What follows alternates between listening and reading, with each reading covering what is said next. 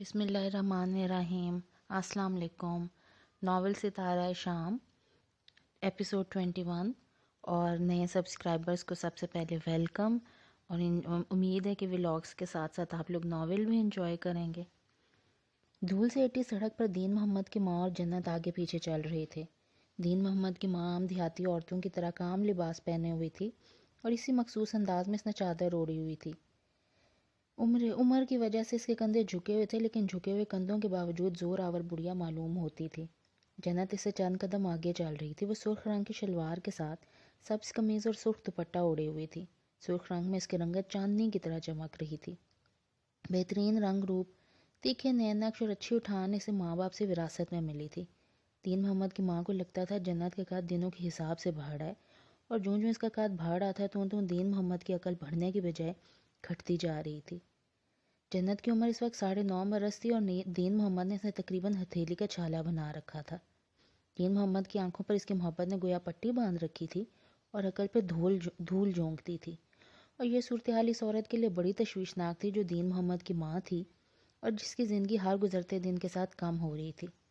وہ جب بھی دین محمد کو بے جا طرفداری کرتے دیکھتی اسے بے ساختہ زہرہ یاد آتی اور اس کی آنکھیں بھیگ جاتی۔ اگرچہ دین محمد کے خوف سے وہ اپنی پریشانیوں کا ذکر کسی سے نہیں کرتی تھی، لیکن دین محمد کے جنت کے معاملے اختیار کی ہوئی غلط روش برادری میں کسی سے بھی چھپی ہوئی نہیں تھی۔ شاید اسی لیے دین محمد کی خالہ نے اسے مشورہ دیا، دین محمد کو ٹھیک کرنے کا ایک ہی طریقہ ہے، اس کی شادی کر دے۔ کہتا ہے جنت پہ ستیلی ماں نہیں لاؤں گا۔ جنت کی محبت نے دین محمد کو بالکل ہی باولا کر دی ہے۔ میری ماں نے آپا جنت کو بڑے پیر جی کے دربار پر لے کر جا، وہاں جا کر ساری نحوستیں ختم ہو جاتی ہیں۔ مزار پر منت کی چادر چڑھوانا، جنت کے ہاتھوں اور دروازے سے اٹھا کر تبرک جنت کو کھلانا اور دین محمد کو بھی کھلانا۔ پیر جی کا ہاتھ جس کے سر پر پڑ جائے اس کے سائے میں جو بندہ آ جائے، پھر مجال نہیں کہ عقل کے دروازے نہ کھلیں۔ بہن نے دین محمد کی ماں کو ایک نئی راہ دکھائی۔ وہ درباروں مزاروں پہ جانے کی خود بھی شوقین تھی، لیکن دین محمد کو مزاروں پر جانا پسند نہیں تھا، اس لیے وہ اسے اجازت لیے بنا جنت کو اپنے ساتھ لے گئی۔ لیکن اب گھر کی طرف جاتے ہوئے یکدم دین محمد کی خفگی کا خیال ستانے لگا۔ سن جنت، دین محمد سے ذکر کرنے کی ضرورت نہیں کہ ہم مزار پر گئے تھے، اور نہ ہی یہ بتانا کہ میں تجھے لنگر سے لے کر کھانا کھلایا تھا۔ اس کی تاکید پر جنت نے سعادت مندی سے سر ہلایا۔ گھر اب کچھ ہی دور رہ گیا تھا اور پھاگن کی ہوا گاؤں کی گلیوں میں آزادانہ گھوم رہی تھی۔ وہ دونوں گھر میں داخل ہوئے تو آنگن میں لگے درختوں کے پتے ہوا سے ادھر ادھر اڑ رہے تھے۔ دین محمد کی ماں نے ملازمہ کو بری طرح جھڑکا، پھر پانی پلانے کے بعد آنگن صاف کرنے کا حکم دے کر اپنے کمرے میں آ گئی۔ بڑے پیر جی کا دربار 7 والے گاؤں کے آخر میں تھا اور 7 والا گاؤں 3 کوس دور تھا۔ دین محمد کی ماں نے مزار تک جانے کے لیے کبھی کوئی سواری استعمال نہیں کی تھی۔ وہ ہمیشہ پیدل آتی جاتی تھی، لیکن اب وہ بوڑھی ہو چکی تھی۔ پیدل جانے کی مشقت نے اس کے بوڑھے بدن کو بری طرح تھکا دیا۔ وہ رنگین پاؤں والے پلنگ پر بیٹھ کر اپنے پیر سہلانے لگی، سارا جسم بری طرح تھک چکا تھا۔ وہ ذرا سا سستانے کی غرض سے لیٹ گئی، یہاں تک کہ اس کا بوڑھا وجود نیند میں ڈوب گیا۔ پتہ نہیں وہ کتنی دیر سوتی رہی، لیکن جب دوبارہ اس کی آنکھ کھلی تو آنگن سے شام کے رنگ کسی نے چرا کر وہاں سیاہی کی دوات الٹ دی تھی۔ اٹھ اماں، ماں نے اس نے دین محمد کی آواز سنی۔ دین محمد کی ماں کو احساس ہوا کہ اس کی آنکھ بھی دین محمد کی آواز سے ہی کھلی تھی۔ کیا بات ہے دین محمد؟ اماں تو اٹھ کر اپنا سامان باندھ لے، میں تجھے باجی زبیدہ کے گھر چھوڑ دیتا ہوں۔ کیا کہہ رہے دین محمد؟ تو اپنا سامان سمیٹ لے اماں، اب سے تجھے باجی زبیدہ کے گھر ہی رہنا پڑے گا۔ کیا بول رہا ہے دین محمد؟ تو ہوش میں تو ہے؟ میں بیٹی کے گھر جا کر رہتی اچھی لگوں گی؟ اچھی لگے گی یا بری لگے گی، لیکن اب تو میرے گھر نہیں رہ سکتی۔ میری جنت کے پیر دیکھیں کیسے زخمی ہو گیا، تجھے کیا ضرورت تھی اسے مزار پر لے جانے کی؟ دین محمد نے تقریباً غراتے ہوئے کہا تھا۔ اس کی ماں ہکا بکا رہ گئی۔ بساختہ اس نے جنت کی طرف دیکھا جو دروازے کے قریب کھڑی ساری کارروائی دیکھ رہی تھی۔ تو نے اسے لنگر کھلایا، کیا میری بیٹی فقیر کی اولاد ہے جو لوگوں کا بانٹا ہوا لنگر کھائے؟ میں اپنی بیٹی کو سونے کا نوالا کھلاتا ہوں اور تو آج یہ کیا ہے میری بیٹی کے ساتھ، کل کچھ اور کرے گی۔ بس اماں بہت ہوا، اب تو اس گھر میں نہیں رہ سکتی۔ باجی زبیدہ کے گھر میں رہ گی تو شاید بیٹی اور پوتی کی قدر آ جائے، اس نے صفاقی سے کہا تھا۔ نہیں دین محمد، مجھے گھر سے نہ نکال، اس عمر میں بیٹی کے جا کر رہوں، میرا بڑھاپا خوار ہو جائے گا۔ دین محمد کی ماں نے روتے ہوئے کہا۔ دین محمد اس کے رونے اور منت پر یکدم خاموش ہو گیا، لیکن اس کے چہرے سے غصہ ختم نہیں ہوا تھا۔ جو میری شہزادیوں جیسی بیٹی کو تکلیف پہنچائے میں اسے کبھی معاف نہیں کر سکتا اماں، تیرے لیے یہ آخری موقع ہے، اگلی بار تو نے جنت کو تکلیف پہنچائی تو مجھ سے برا کوئی نہیں ہوگا، یاد رکھنا۔ اس نے انگلی اٹھا کر کہا اور کمرے سے باہر نکل گیا۔ جنت نے دادی کو سر جھکائے دیکھا، پھر خود بھی باپ کے پیچھے لپکی۔ دین محمد کی ماں کی ٹھٹری ہوئی آنکھوں سے آنسو ٹپک رہے تھے اور چہرے کی جھریوں میں پھیل رہے تھے۔ اس کا بیٹا پہلے بھی اسے ڈانٹ لیتا تھا، وہ اکثر اسے کھری کھری سناتا رہتا تھا، لیکن آج تو اس نے سارا لحاظ ختم کر دیا تھا۔ اس کا بیٹا اپنی بیٹی کی خاطر اپنی ماں کو گھر سے نکالنے کی دھمکی دے گیا تھا۔ ماں کا جھکا ہوا سر اور بھی جھک گیا تھا، لیکن جنت کا سر بلند ہو گیا تھا۔ شاید جنت کا صرف سال ہی بلند نہیں ہوا تھا، وہ اپنے سارے وجود کے ساتھ بلند ہو گئی تھی۔ اس کے باپ نے اسے زمین پر نہیں رہنے دیا تھا، اپنے ہاتھ سے اٹھا کر آسمان پر بٹھا دیا تھا۔ آسمان جو اتنا بلند ہے کہ وہاں سے دنیا کی ہر مخلوق چھوٹی دکھائی دینے لگتی ہے۔ ولید شام ڈھلے واپس آیا تو اس کا موڈ بہت خوشگوار ہو رہا تھا۔ وہ کسی اچھے سے گانے کی دھن گنگناتے ہوئے اندر داخل ہوا، لیکن ٹی وی لاؤنج میں اینیا کو دیکھتے سے وہ گفتگو یاد آئی جو ان تینوں کے درمیان ہوئی تھی۔ ولید نے چند لمحے سوچا، پھر اس طرف آ گیا جہاں وہ موجود تھی۔ اس نے دونوں پیر صوفے پر رکھے ہوئے تھے اور سر کوہنی کے سہارے کھڑے ہاتھ میں گرا رکھا تھا۔ اس کی نظر ٹی وی اسکرین پر تھی، لیکن دھیان کہیں اور تھا۔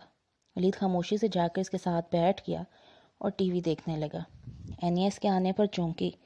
اس نے گردن موڑ کر ولید کو دیکھا، پھر نظریں ٹی وی پر جما دیں۔ ولید کچھ دیر بالکل خاموشی سے ٹی وی دیکھتا رہا، پھر اسے خلجان ہونے لگا۔ ٹی وی پر افریقہ کے جنگلات میں پائے جانے والی ایک نایاب نسل کی چھپکلی کے بارے میں ڈاکیومنٹری دکھائی جا رہی تھی، اور ولید کو چھپکلیوں سے صرف اتنی دلچسپی تھی کہ جب کبھی سے اینیا کو تنگ کرنا ہوتا تھا وہ کہیں سے ایک مری ہوئی چھپکلی لے آتا تھا۔ اس کے بعد اینیا آگے آگے اور ولید پیچھے پیچھے ہوتا تھا۔ اس نے کنکھیوں سے اینیا کو دیکھا، وہ بیوقوفی کی حد تک سنجیدہ دکھائی دے رہی تھی۔ ولید نے صوفے پر ان دونوں کے درمیان رکھا ریموٹ اٹھا کر چینل بدل دیا۔ کیا ہے ولید؟ میں دیکھ رہی ہوں۔ تو کوئی ڈھنگ کی چیز دیکھ لو۔ میں جو دیکھ رہی ہوں وہی ڈھنگ کی چیز ہے، اینیا نے اڑیل پان سے کہا، حالانکہ جانتی تھی ولید کے سامنے اس کی ایک نہیں چلے گی۔ پھر بھی چھپکلیوں کی ڈاکیومنٹری دیکھ کر کیا کرو گی؟ اچھا تم نے کبھی چھپکلیوں کی بریانی کھائی ہے؟ اینیا نے اسے بری طرح گھورا۔ اس طرح گھورنے کا کیا مطلب ہوتا ہے؟ نہیں کھائی؟ اچھا کاکروچ کا ڈیزرٹ تو ضرور کھایا ہوگا، اور الو کے پائی کا سالن چکھا ہے؟ اینیا کا دل بری طرح متلا آ گیا۔ اسے ناک چڑھا کر کشن اسے گندا مارا، کھینچ مارا۔ ایسی گندی چیزیں تم کھاؤ؟ نام سن کر اتنا برا لگ رہا ہے، کبھی کھا لوگی تو کیا ہوگا؟ تم کھاؤ اپنی پسند کی چیزیں۔ اتنی معصوم شکل والی چھپکلیوں کو دیکھ تو بہت پیار سے رہی ہو، کھانے کی بات پر کیا ہوا؟ ولی سے ایسی باتیں کرنے کی کیا ضرورت تھی؟ میں نے تو اس سے کوئی ایسی بات نہیں کی۔ چھپکلی بریانی اور کاکریچ ڈیزرٹ کا مینیو تو پہلی بار تمہیں سنایا ہے۔ اینیا غصے سے اٹھ کر جانے لگی تو اس نے فوراً ہاتھ پکڑ کے واپس بٹھا لیا، پھر ذرا سنجیدہ ہو کر پوچھنے لگا، ولی ہے کہاں؟ اپنے کمرے میں موڈ آف کر کے بیٹھے، تو میں اس سے ایسی بات نہیں کرنی چاہیے تھی۔ یار میں اس کا دھیان بٹا رہا تھا۔ اس طرح دھیان بٹایا جاتا ہے؟ تو مجھے کیا پتا تھا وہ ہرٹ ہو جائے گا؟ ولید نے لاچاری اور کسی قدر ناراضی سے کہا۔ وہ کچھ دیر خاموش رہی، پھر اس نے پرسوچ انداز میں کہا، اس طرح تو بہت مسئلہ ہوگا ولید، ہمیں کچھ کرنا چاہیے۔ ولی بہت چھوٹا ہے، ممی اور ڈیڈی کے درمیان یہ کولڈ وار والی سچویشن ہے، اس کا بہت اثر ہو سکتا ہے ولی کے ذہن پر۔ تم فکر نہ کرو، میں اسے اپنے طریقے سے سمجھا لوں گا۔ یہ بھی ایک دلچسپ پہلو تھا کہ جتنی ان دونوں میں لڑائی ہوتی تھی آپس میں بنتی بھی اتنی ہی تھی، لیکن ممی ڈیڈی ان دونوں کو تم بس رہنے دو، ولید نے اکتائے ہوئے انداز میں کہا تھا۔ میرا نہیں خیال کہ ہماری مزید کسی کوشش سے ان کے ریلیشن شپ میں بہتری آ سکتی ہے۔ وہ دونوں ہمیشہ سے ایسے ہی تھے اور ہمیشہ ایسے ہی رہیں گے۔ مجھے نہیں پتا دونوں میں سے غلطی کس کی ہے یا دونوں میں سے کون زیادہ کمپرومائزنگ ہے۔ ان کا تعلق اب تک نبھ رہا ہے، پھر مجھے صرف اتنا پتہ ہے کہ وہ دونوں ایک دوسرے کے ساتھ خوش نہیں ہیں۔ جب وہ لوگ آپس میں خوش نہیں ہوتے تو ایک دوسرے کو چھوڑ نہیں ہونے دیتے۔ شادی کے 18 سالوں نے ہمارے پیرنٹس کو گلیشیئر بنا دیا نو۔ تم، میں یا ولی اس گلیشیئر کو پگھلا نہیں سکتے ہیں، تو کیا یہ بہتر نہیں ہے کہ ہم ان کے فکر چھوڑ دیں؟ جب وہ ہماری خاطر خوش نہیں رہ سکتے یا خوش رہنے کی کوشش نہیں کر سکتے تو ہم ان کی فکر میں کیوں ہلکان ہوں؟ ولید نے تلخی سے کہا اور سیڑھیوں کی طرف بڑھ گیا۔ اینیا اس کے خیالات سن کر ہکا بکا رہ گئی۔ اس کے وہم و گمان میں بھی نہیں تھا کہ ولید اس قدر تلخ خیالات کا مالک ہو سکتا ہے، کیونکہ پہل اسی نے اینیا کو ممی ڈیڈی کی طرف متوجہ کیا تھا، اور اب وہی کہہ رہا تھا کہ ان لوگوں کو ان کے حال پہ چھوڑ دینا چاہیے۔ تب اس نے سامنے دیکھا اور جیسے دنگ رہ گئی۔ ثروت اپنے بیڈ روم کے دروازے میں کھڑی تھی اور جیسی نظروں سے وہ سیڑھیوں کی جانب دیکھ رہی تھیں، ان سے لگتا تھا وہ ولید کی ساری باتیں سن چکی ہیں، اس سے قبل کہ وہ کچھ کہتی۔ ثروت نے کمرے کا دروازہ بند کر لیا۔ اینیا ایک گہری سانس بھرتی، اپنا سر پکڑ کر بیٹھ گئی۔ رات کے ماوا اور فیضان میٹنگ روم میں موجود تھے۔ ماوا صوفے پر نیم دراز ٹی وی پر کوئی ٹاک شو دیکھنے میں مصروف تھی۔ فیضان نے لیپ ٹاپ آن کیا اور 3-4 فائلز قریب رکھی ہوئی تھی۔ سارے گھر میں ٹی وی کی آواز پھیلی ہوئی تھی۔ پھر پروگرام میں وقفے کی اناؤنسمنٹ ہوئی اور کمرشل دکھائے جانے لگے تو اس نے والیوم کم کر دیا اور چپکے سے گردن موڑ کر ایک نظر فیضان کو دیکھا، گویا ان کی موڈ جانچنے کی کوشش کی، لیکن ایک نظر میں کیا اندازہ لگایا جا سکتا تھا؟ بس ناک پہ رکھا چشمہ اور چہرے پہلے سنجیدگی ہی دکھائی دی۔ فیضی ماما، ماوا نے آہستگی سے کہا، گویا بات کے آغاز کے پر تولے۔ میں کچھ سوچ رہی ہوں، خدا کی قدرت ہے، اب آپ بھی سوچا کریں گے۔ ماوا نے شکوہ کی نظروں سے انہیں دیکھا، مگر وہ متوجہ ہی کہاں تھے۔ میں سوچ رہی تھی اب آپ کی شادی ہو جانا چاہیے۔ واہ، کیا سوچا ہے؟ آپ میری بات دھیان سے نہیں سن رہے ہیں نا؟ پلیز فیضی ماما میری طرف دیکھ کر سنیں۔ وہ بندی کو دا، میں کانوں سے سنتا آنکھوں سے نہیں۔ اچھا تو بتائیے میں نے کیا کہا؟ وہ اٹھ کر بیٹھتے ہوئے پوری طرح فیضان کی طرف متوجہ ہوئی۔ تم نے کہا فیضی ماما میری بات دیکھ کے سنیں۔ دیکھا مجھے پہلے ہی لگ رہا تھا آپ میری بات دھیان سے نہیں سن رہے، ورنہ آپ کو پتا ہوتا کہ میں نے اس سے پہلے بھی کچھ کہا ہے۔ تم نے کہا تھا کہ تم سوچ رہے ہو میری شادی ہو جانا چاہیے۔ ماوا خوش ہوئی۔ پھر آپ نے کیا سوچا؟ میرا مطلب ہے اس بارے میں آپ کا کیا خیال ہے؟ میری سمجھ میں نہیں آ رہا، آج سب لوگ میری شادی کے بارے میں کیوں سوچ رہے ہیں؟ اور کس نے سوچ لیا؟ توقیر بھائی بھی یہی کہہ رہے تھے، درست کہہ رہے تھے، اب آپ کی شادی ہونی چاہیے۔ اتنے بوڑھے ہو گئے ہیں، اب بھی نہیں کریں گے تو کب کریں گے؟ اس نے اپنی طرف سے انہیں جذباتی کرنے کی کوشش کی، مگر فیضان اطمینان سے بولے، ہاں تو اب اتنی عمر میں بھی بوڑھا نہیں ہوں گا تو کب ہوں گا؟ اور ایک بات بتا دوں کہ بوڑھے، میرا مطلب ہے عقل مند بوڑھے شادی نہیں کرتے۔ بوڑھے ہوں آپ کے دشمن، میں کرواؤں گی آپ کی شادی۔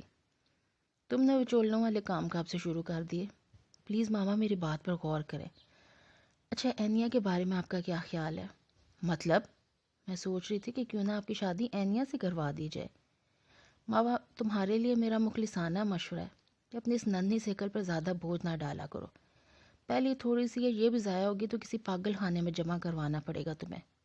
فیضان کا دماغ جیسے بھگ سے اڑ گیا تھا۔ یہ کیا بات ہوئی؟ میں نے تو یوں ہی ایک بات سوچی تھی، تم نہ سوچا کرو خدا را۔ اینیا کتنی چھوٹی ہے، بالکل بچی ہے میرے آگے، تمہیں پتہ نہیں کہاں سے ایسے نرالے خیالات آتے رہتے ہیں۔ اب اتنی بھی چھوٹی نہیں، آپ کے ساتھ سوٹ کرے گی، اور میرا خیال ہے وہ آپ کو پسند بھی کرتی ہے۔ بس، فیضان نے ہاتھ اٹھا کر سختی سے روک دیا، اب اس بارے میں ایک لفظ بھی نہیں سنوں گا۔ اول تو مجھے شادی نہیں کرنی، کرنا بھی ہو تو اپنی عمر کی کسی میچور عورت سے کروں گا، نہ کوئی بچی پسند کروں گا۔ اور دوسری بات یہ کہ تم نے یہ احمقانہ خیال کسی اور کے سامنے پیش کیا یا مجھے آپا سے بھی اس طرح کی کوئی بات سننے کو ملی تو میں بہت بری طرح پیش ہوں گا، یاد رکھنا۔ اب جاؤ اور چپ چاپ سو جاؤ۔ وہ جانے لگی تو فیضان نے پھر کہا، اور سنو، سوچا کام کرو، دماغ اور صحت دونوں پر اچھا اثر پڑے گا۔ میری تو ہر بات فضول لگتی ہے۔ یہ کہتی ہوئی کمرے میں آ گئی۔ کمرے میں نائٹ بلب آن تھا۔ نیلگوں روشنی سے آنکھیں مانوس ہونے میں چند منٹ لگے۔ سمینہ بیڈ پر بازو رکھے چت لیٹی تھی، ٹانگوں پر کمبل پھیلا رکھا تھا۔ ممی ابھی تک جاگ رہی ہیں؟ نیند نہیں آ رہی ممی، آپ کے بھائی سچ مچ بوڑھے ہو گئے ہیں، بلکہ بڈھے خسٹ ہو گئے ہیں، سٹھیا گئے ہیں۔ آدھی رات کو کیا بڑبڑا رہی ہو؟ کچھ نہیں ممی، کیا سوچ رہی ہیں؟ وہ ان سے لپٹ گئی۔ میں سوچ رہی ہوں تم کب بڑی ہوگی۔ پیچھے ہٹو، کیا بچوں کی طرح لپٹ رہی ہو؟ میں ایسے ہی سوؤں گی۔ میں سوچ رہی تھی فیضان کی اب شادی ہو جانا چاہیے۔ مت سوچیں، میں اسی قسم کی سوچ پر جھاڑ سن کر آ رہی ہوں۔ اس لڑکے کا تو دماغ خراب ہو چکا ہے۔ بتاؤ، شادی کا بھی فرض پورا نہ کریں گے تو اللہ کو کیا منہ دکھائیں گے؟ کچھ دیر وہ بڑبڑاتی رہی، پھر بولی، اچھا سنو ماوا، تم پاکستان میں رہ کر پڑھنا چاہ رہی تھی نا؟ ایسا کرو ایڈمیشن لے لو۔ ماوا کی آنکھیں پٹ سے کھل گئی۔ کیا؟ لیکن آپ تو پاکستان میں رہنا ہی نہیں چاہتی تھیں۔ تم تو رہنا چاہتی ہو نا؟ جب تک میں پاکستان میں رہوں گی آپ بھی یہیں رہیں گی؟ نہیں بھائی، تم ہاسٹل میں رہنا، میں واپس آئرلینڈ چلی جاؤں گی۔ ماوا حیرانی اور بے یقینی کے ساتھ ان کو دیکھنے لگی۔ لیکن آپ تو کہتی تھی کہ پاکستان میں مجھے اکیلے نہیں رہنے دیں گی، آپ کو حالات سے ڈر لگتا ہے، زمانہ ٹھیک نہیں ہے، وغیرہ وغیرہ۔ جب آئرلینڈ میں تھی تو حالات سے ڈر لگتا تھا، لیکن اب میری تسلی ہو گئی ہے۔ پھر سنا ہے یہاں ہاسٹلز بھی سیکیور ہیں، پھر تمہاری خواہش بھی تو یہاں بہت ہے نا پڑھنے کی۔ Thank you so much mummy. ایک بار اور بھی ہے ماوا، تمہیں پتہ ہے آئرلینڈ میں ایجوکیشن کس قدر مہنگی ہے؟ فیاض بھائی اور فیضان نے پہلے ہمارے لیے کتنا کچھ کیا ہے، میں نہیں چاہتی ان پر اور بہت بوجھ ڈالا جائے، اس لیے بہتر ہے تم اپنی باقی تعلیم یہاں پاکستان سے مکمل کرو۔ یہاں جو اخراجات ہوں گے وہ آئرلینڈ کے مقابلے میں تقریباً آدھے ہوں گے۔ تمہارے بابا کے انتقال کے بعد جب میں واپس آئی تو میرے پاس پھوٹی کوڑی بھی نہیں تھی کہ میں تمہارے لیے پس انداز کرتی۔ ہر طرح کی مدد میرے بھائیوں نے کی، کیونکہ تمہاری پڑھائی کے لیے اب بھی وہی فائنینشلی سپورٹ کریں گے، لیکن کچھ تو بوجھ کم رہے گا نا۔ سنو ماوا، تم سمجھ رہی ہو نا، شہروز فیضان کسی سے بھی اس بات کا ذکر مت کرنا، ایسا نہ انہیں برا لگے۔ فکر مند نہ ہو ممی، میں کسی سے کچھ نہیں کہوں گی، ماوا نے کہا تھا۔ فیضان، ماوا پاکستان میں ایڈمیشن لینے کی ضد کر رہی ہے۔ اچھی بات ہے، لینے دیں، میں نے تو پہلے ہی کہا تھا کہ اس میں کوئی مذائقہ نہیں ہے۔ میرا دل نہیں مان رہا، سمینا نے بے بسی سے کہا۔ اس میں دل کے نہ ماننے کی کیا بات ہے آپا؟ فیضان کا لہجہ سرسری تھا۔ ماوا بچی تو نہیں ہے کہ اپنا خیال نہ رکھ سکے، پھر اب تو میرا بھی پاکستان آنا جانا رہے گا، ماوا کی خبر گیری ہوتی رہے گی۔ آپ کا کیا ارادہ ہے؟ میرا مطلب ہے ماوا ایڈمیشن لیتی ہے تو آپ رکیں گی یا واپس چلی جائیں گی؟ کچھ خیال آنے پر انہوں نے پوچھا۔ فی الحال تو کچھ سمجھ میں نہیں آ رہا، میں تو بالکل نہیں چاہتی کہ ماوا یہاں رہ کر پڑھے، لیکن اس کی ضد، تمہیں پتہ ہے وہ کتنی ضدی ہے۔ فی الحال تو شادی کے لیے بھی راضی نہیں ہو رہی تھی، کل رات لمبی چوڑی ڈسکشن ہوئی اس سے، لیکن اس کی وہی راٹے کے اسٹڈیز کمپلیٹ کرنے دیں۔ اب بتاؤ میں کیا کروں؟ انہوں نے اپنی طرف سے گرا لگاتے ہوئے کہا۔ ہاں تو ٹھیک ہے نا، اب اسے ایڈمیشن لینے دیں، اب تو شہروز بھی جا چکا ہے، اس کی اسپیشلائزیشن تک تو شادی کے لیے رکنا پڑے گا، تب تک ماوا بھی اپنی مرضی کر لے۔ آپ کا دل چاہے تو واپس چلی جائیں، ماوا ہاسٹل میں بھی رہ سکتی ہے، یا پھر میرا ارادہ تھا کہ کچھ عرصے تک اپنا کوئی چھوٹا موٹا اپارٹمنٹ دیکھ لوں، اب ذرا جلدی لے لوں گا، ورنہ دانیال صاحب کی انیکسی تو ہم نے رینٹ پر لے ہی رکھی ہے۔ ماوا جہاں مناسب سمجھے گی رہ لے گی، آپ فکر مند نہ ہوں۔ اور اچھا، ماوا مصروف رہے گی تو اس کے دماغ میں امکانہ خیال بھی نہیں آئیں گے۔ انہیں ماوا کا کل والا آئیڈیا یاد ہے تو کسی قدر جھنجھلا کر سوچا تھا۔ سمینا مارجرین سلائس کھاتے ہوئے کسی گہری سوچ میں ڈوب گئیں۔ چھٹی سے کچھ دیر پہلے ابیر اور تنوی گیٹ کے قریب نصف فوارے کے پاس آ کر گیٹ کھلنے کا انتظار کرنے لگیں۔ ان کے ہاتھوں میں کوک کے ٹن اور چپس کے پیکٹ تھے۔ آج کا سارا دن بہت تھکا دینے والا ثابت ہوا تھا۔ لگاتار کلاسز اٹینڈ کر کے اس وقت تک انہیں ایسے لگنے لگا تھا جیسے سر پھٹ رہا ہو، لیکن آفرین تھی ابیر پر جس کے حصے میں اتنی تکان میں بھی ماننا پڑی تھی۔ کبھی کبھی میں سوچتی ہوں کسی انسان کو کیا حق ہے وہ اتنا خوبصورت لگے۔ فوارے کی دیوار سے ٹیک لے آگے کھڑی وہ پرسوچ انداز میں کہہ رہی تھی۔ تنوی دیوار پہ چڑھی بیٹھی تھی، اس نے کسی قدر چونک کر ابیر کی نظروں کے تعاقب میں دیکھا۔ وہ ٹکٹکی باندھے گیٹ کیپر جلیل کو دیکھ رہی تھی جس کی رنگت اتنی کالی تھی کہ کبھی سیاہ لباس پہنتا تو چہرہ تلاش کرنا مشکل ہو جاتا۔ بھائی کالو کی بات کر رہی ہو؟ مجھے کیا پاگل سمجھ لیا؟ ابیر بری طرح بت کے، میں اپنی بات کر رہی ہوں۔ اچھا، تنوی نے فوراً سمجھداری سے سر ہلایا۔ میں آج تک سمجھتی تھی کہ تمہاری دور کی نظر کمزور ہے، آج پتہ چلا تمہاری تو قریب کی بھی نظر کمزور ہے۔ لو خامخواہ، دراصل میرے حسن سے جل کر تو میں ایسی فضول باتیں کر رہی ہوں، توپا کس قدر جل ککڑی سے ہیلی ملی ہے مجھے۔ بات اصل میں کچھ یوں ہے کہ تمہاری اپنی قریب کی نظر کمزور ہے۔ پروف پیش کیا جائے، تنوی نے شاہانہ انداز میں کہا تھا۔ اس سے بڑا پروف اور کیا ہو سکتا ہے کہ تمہیں اپنے منگیتر میں انٹرسٹ فیل نہیں ہوتا؟ عجیب منطق ہے، اور تمہیں کس نے کہہ دیا کہ مجھے اپنے منگیتر میں انٹرسٹ فیل نہیں ہوتا؟ تو کیا ہوتا ہے؟ تنوی نے چند لمحے سوچا، پھر کندھے اچکا دیے۔ پتہ نہیں، ایک تو تمہاری اس پتہ نہیں سے میں بہت عاجز ہوں، پھر انٹرسٹ ہوتا ہے یا نہیں ہوتا کوئی باہر سے آ کے تھوڑا ہی بتائے گا تمہیں اس میں دلچسپی ہے یا نہیں۔ ابیر نے اسے آڑے ہاتھوں لیا، پھر اسے خاموش دیکھ کر بولی، میری بات مانو، اپنے گھر والوں سے کہو یہ منگنی ختم کر دیں۔ اگر اب ایک دوسرے میں دلچسپی نہیں ہے تو شادی کے بعد کیا خاک دلچسپی لیں گے؟ منگنی میں تو اچھے اچھوں کو رومانس سوکھنے لگتا ہے۔ شادی بہت دور کی بات ہے ابیر، جب وقت آئے گا تو دیکھا جائے گا۔ نہیں تنوی، مجھے نہیں لگتا تم اس منگنی سے خوش ہو۔ اس میں خوشی کی کیا بات ہے بھائی، ہماری بچپن کی منگنی، اب بندہ کب تک خوشی مناتا رہے؟ کب تک نہ سے، لیکن کبھی کبھی تو منائے۔ لڑکیوں کے اونگے بونگے منگیتر ہوتے ہیں، پر اٹھتے بیٹھتے انہی کا ذکر کرتی رہتی ہیں۔ تمہارے پاس تو ایسا شاندار منگیتر ہے کہ کوئی لڑکی بڑے آرام سے تم سے حسد میں مبتلا ہو سکتی ہے۔ تم نے تو کبھی بھولے سے بھی شبی کا ذکر نہیں کیا۔ پتہ ہے تمہاری جگہ میں ہوتی نا تو سارا وقت اپنے منگیتر کی باتیں کرتی رہتی۔ اچھا نا چھوڑو، کوئی اور بات کرو۔ اچھا، آڈیٹوریم میں اینول ڈرامہ کے سلسلے میں آڈیشن ہو رہے ہیں۔ سنا ہے مس عائشہ نے پھر ارادہ بدل دیا، اب شیکسپیئر کے بجائے کسی ہندی افسانے کو سٹیج کرنا چاہ رہی ہیں۔ بس پھر اس بار تو اینول فیسٹیول میں ڈرامے کا خیال ہی ذہن سے نکال دینا چاہیے۔ وہ دونوں ہاتھ پر ہاتھ مار کے ہنس پڑی۔ تمہارے آڈیشن دینے کا ارادہ نہیں ہے؟ میں تو ماڈلنگ کے لیے ٹرائی کروں گی۔ گھر میں 3-4 بار کیٹ واک کی پریکٹس بھی کر کے دیکھی تھی۔ میرا خیال ہے میں اتنی پرفیکٹ ہوں کہ ارج منصور اور رفت رحیم جیسے ٹاپ ماڈلز بھی میرے آگے پانی بھرتی ہیں۔ تمہارا کیا خیال ہے تنوی؟ سچ بولوں گی تو تم برا مان جاؤ گی، اس لیے میرا خیال نہ پوچھو، تنوی نے ہنس کر کہا۔ اس سے پہلے کہ ابیر کوئی جواب دیتے، عروج تیز قدموں سے ان کی طرف آ کے جارحانہ انداز میں اس کا رخ اپنی طرف موڑا۔ ابیر اپنی جھونک میں تھی، اس طرح بازو کھینچے جانے پہ بری طرح ہل گئی اور کوکٹین اس کے ہاتھ سے دور جا گرا۔ کیا بدتمیزی ہے عروج، کسی نے بات کرنے کی تمیز نہیں سکھائی تمہیں؟ اگلی بار 10 قدم دور رہ کر بات کرنا مجھ سے۔ ابیر نے غصے سے کہا۔ عروج ایک بار پھر ہنسی۔ میں یہی سمجھانے آئی تھی، اگلی بار تم کوئی ایسی حرکت نہ کرنا کہ مجھے تم سے بات کرنے کی ضرورت پڑے۔ شوق تو مجھے بھی نہیں ہے تم سے بات کرنے کا، پھر میرا دماغ کیوں چاٹ رہی ہو؟ یہ جو دماغ ہے نا تمہارے پاس ضرورت سے کچھ زیادہ ہے، اس کا استعمال ذرا کم کیا کرو، ورنہ نتائج کی ذمہ دار تم خود ہوگی۔ ابیر کا تو پتہ نہیں، البتہ یونیفارم میں ملبوس عروج نے تنوی کو ضرور ہراساں کر دیا تھا۔ اس نے بے اختیار ابیر کا بازو دبوچا۔ ایک تو یہ کہ وہ فطرتاً بزدل سی لڑکی تھی، دوسرے عروج سے دل ہی دل میں خواہش بھی رہتی تھی، سٹ پٹاتی نہیں تو اور کیا کرتی۔ عروج مائنڈ یور لینگویج، تمہیں بولنے کی اجازت نہیں ہے، فی الحال صرف میری سنو۔ اگلی بار تم نے نمرا کے یا کسی اور کے کان میرے خلاف بھرنے کی کوشش کی تو میں تمہیں دیکھ لوں گی۔